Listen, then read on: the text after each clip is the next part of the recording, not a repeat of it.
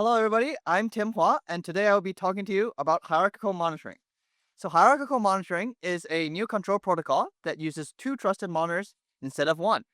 We usually assume that monitor M is expensive and accurate, and monitor N is cheaper and less accurate, since a hierarchy of monitors. So, we have two contributions to share today. The first is a simple mathematical framework for monitoring in AI control. We can apply this framework sort of anytime we use trusted monitors, including in single monitor settings.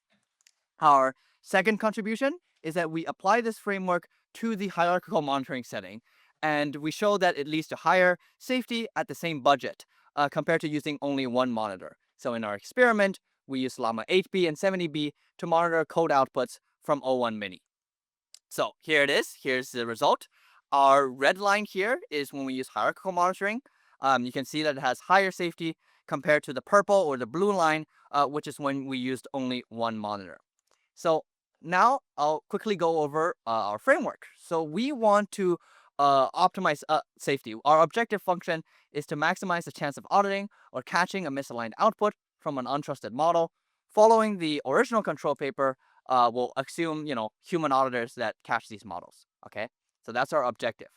Our cost constraint is we want to spend no more than Y dollars per aligned output. So this is interesting thing here where we always measure safety on misaligned outputs, and we enforce our budget constraint on the aligned outputs. So the way I think about it is that cost is how much extra you have to pay if nothing bad happens, while safety is, suppose something bad is going to happen, how likely are you to catch it and to stop it?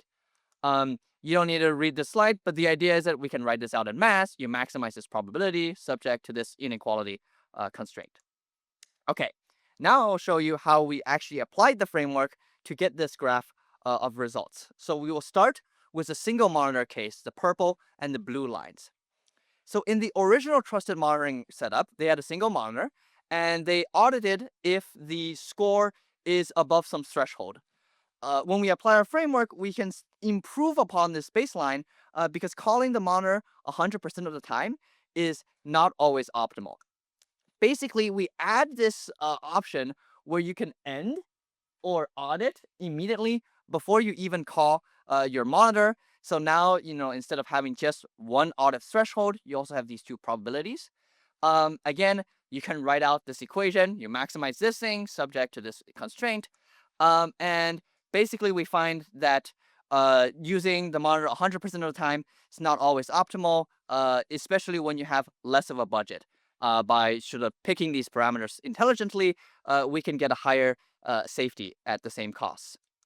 Okay, so now we've been through the single monitors. I'll talk about how we calculated the red line here. So it's much harder to do this in a two-monitor setting.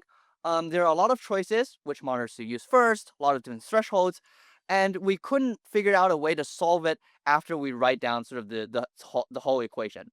So the way we do this is we restrict ourselves to a subset of policies that have fewer free parameters. So I will now show you the strategy we use to calculate the red line from earlier. So it has actually only two free parameters. So here's our sort of monitor scores. We always use the cheap monitor first.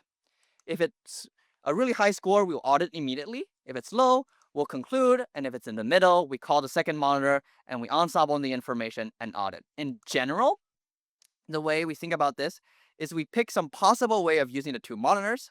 We fit our parameters to optimize safety on some training data set of monitor scores. In this example here, right, we have the audit threshold and the end threshold. The last thing just falls out of the budget. And then we evaluate it on the out of distribution set. So again, here we have our old result, and you can see that hierarchical monitoring does better outside of distribution and in our in distribution test set. I also have a poster. You can come to it later today, and we can chat about open questions, more results. And yeah, one other open question is I don't have a job, and we can also maybe solve this at this conference today. Thank you very much.